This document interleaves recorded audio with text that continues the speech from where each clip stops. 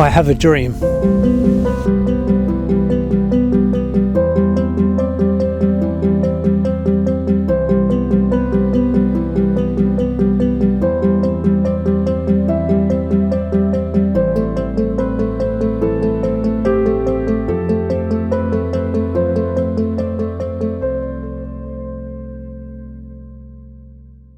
The dream of creating ARA developed over many years. I've been an animal lover all my life. I've supported animal sanctuaries, shelters in England.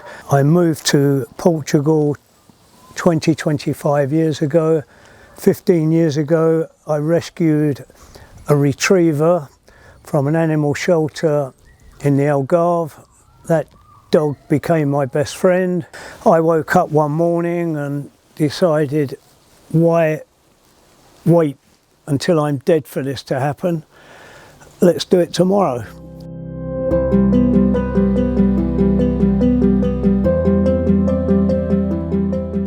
Most people regard Portugal as an advanced European country, but when it comes to animal welfare, I'm afraid it's not.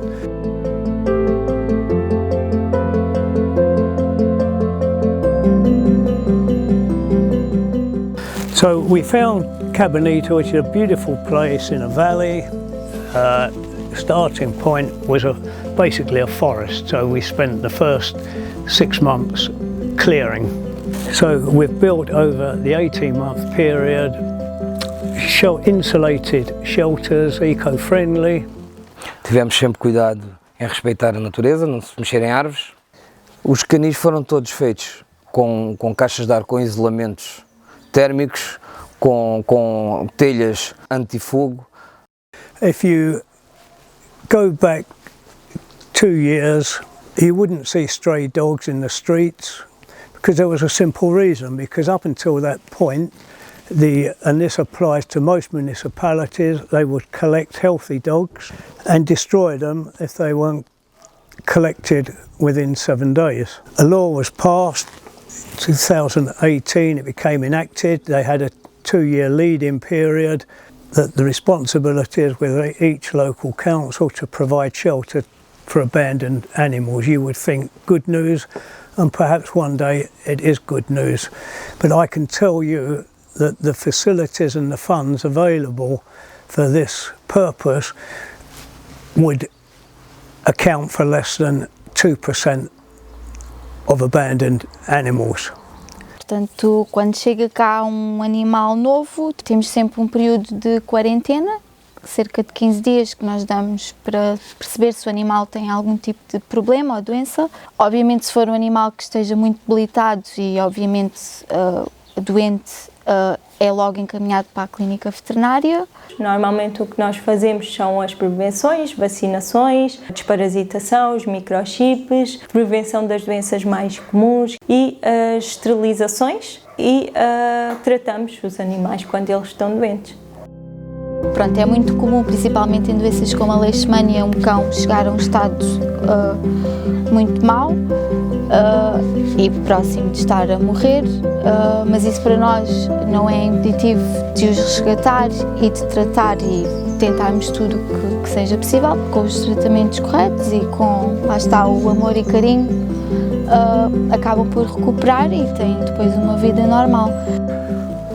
The only way to make rehoming of animals to work is to have a ratio of staff to the number of dogs that dogs can be socialised, walked and prepared for rehoming. And I know of many shelters where the dogs won't get rehomed because they just wouldn't fit into that environment. So what saddens me is that probably 60–70% of dogs that are rescued are destined for a life of being locked up like a wild animal, which they're not.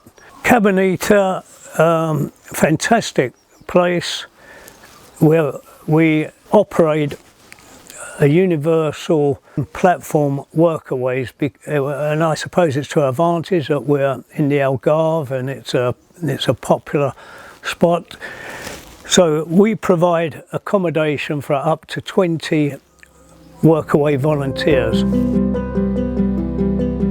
Nós temos voluntários locais e temos voluntários do Workaway, que é um site onde as pessoas trocam acomodação e por vezes alimentação por X horas diárias de trabalho.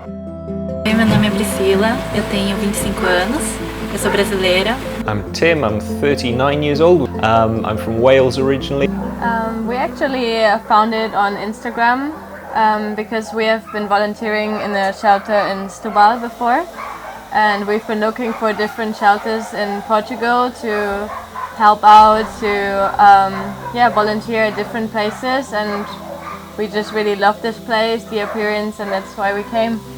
We're leaving today, sadly, because we have some other jobs that we took on, but it's not going to be the last time that we come here because this place is so special. And well, we will definitely adopt a dog, and we can't do it right now because we don't have that much space in the camper van, but maybe next year we will come back to get a dog from here, because here you really know that they are treated right and they're healthy and they were taken good care of, and the whole team is like a family and they love to spend time together, so it will not be the last time, we will come back. Normalmente os voluntários que vêm cá, todos eles são amantes de animais e acho que a energia sente-se e passa para os cães que estão aqui, diminuindo o stress, diminuindo o nervosismo dos animais também. E tudo isso acho que é um grande diferenciador entre a nossa associação e outras associações que têm programas de voluntariado, porque a nossa experiência passa por ser tão imersiva que quem beneficia sempre são os animais. We couldn't afford to pay 20 volunteers, and that's why it works so well. They also help us in adoptions, they help us spread the word. Fortunately for us, we get great reviews. We've actually got a waiting list. I actually used Workaway to find ARA, and ARA came so highly recommended by all the volunteers. I originally came for 3 weeks and then ended up staying for 2 months, and now I'm working here, so everything has gone really, really well for me. So I discovered ARA on a website called Workaway because I always wanted to work at a dog shelter. Since I was little, I always wanted to help street dogs and stuff. I was a volunteer for 3 times actually. I always came back, and then they asked me if I wanted to start working here, and yeah, of course I wanted to because I love this place and it's amazing. We're very proud, we're very pleased with what we've achieved, the lessons we've learnt, and the adoption rate, because the main reason we're here is to save animals, but then ultimately find for them a forever home. And we're doing that very successfully. We are now averaging 25 a month. A meu ver, aquilo que o ARA tem, que é uma mais-valia na qualidade de vida dos animais, passa pelas nossas regras, que são fundamentais. Nós temos boxes e nas nossas boxes não é permitido ter mais do que 2 cães na mesma, a não ser que sejam irmãos ou mãe e filhos. Durante o dia, eles têm acesso aos passeios, aos parques, estão juntos, socializam, são verdadeiros animais e podem estar em contacto com a natureza e uns com os outros. E ao fim do dia, eles acabam por descansar nas boxes, cada um tem direito à sua cama, mantas lavadas, e temos também luzes acesas durante a noite e mesmo durante o dia quando é frio ou quando eles vêm de cirurgias. Pronto, nós tentamos ser bastante conscientes nas nossas adoções. Quando uma família quer adotar um animal, nós pedimos sempre que essa família se desloque ao abrigo no mínimo 2 a 3 vezes, especialmente no caso de cães adultos, para que possam criar um elo de ligação e não seja uma mudança drástica no seu ambiente. As famílias, quando adotam um animal, assinam um termo de responsabilidade. Os animais nunca são levados pelo tutor, somos sempre nós, membros da equipa, a levar o animal até à casa da família.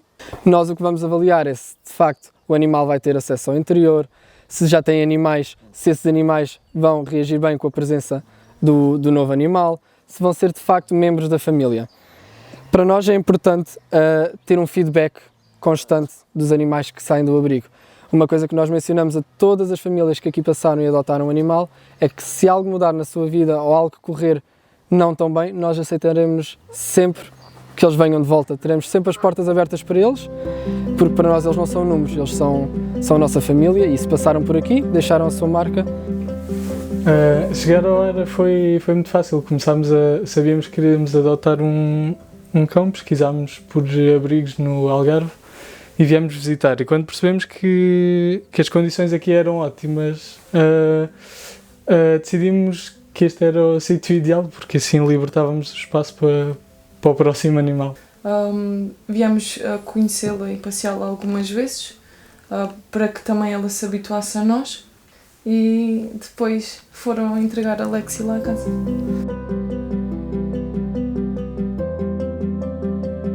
And if you bear in mind that we have 8 permanent staff,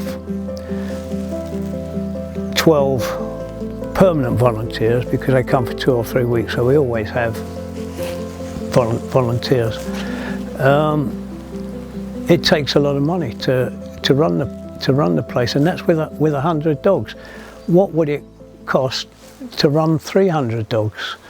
Our costs are split into 3 basically: vets cost, dog food and wages.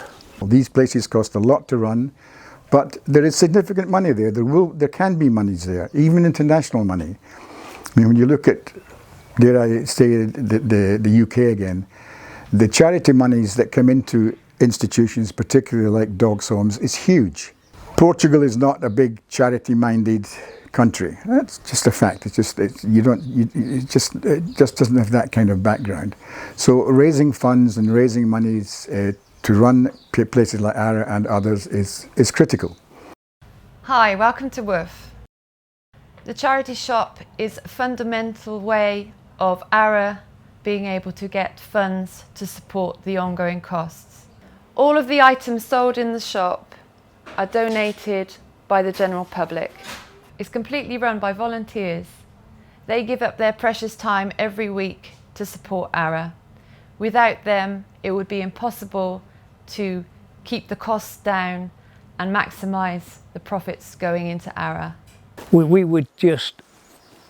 like to continue the way we're doing at Cabanita, but our big desire is to see a general improvement in attitude and will on behalf of municipalities and government towards the problem. We have the opportunity here, perhaps with the help of outside people, when I say outside people, outside entities from Portugal, to perhaps to be able to do something greater for animal welfare in Portugal, and to be able to indicate to the government at all levels that something is not quite right. In fact, something is very wrong. And that given that we could be able to show them how to perhaps do different things, be able to bring in international people to assist the government, to create an awareness and perhaps an umbrella situation where many of these sanctuaries and homes could relate to, we could create something much, much healthier for the animal welfare in Portugal. Once we feel the job's done here, that we may be able to help another shelter improve where they are.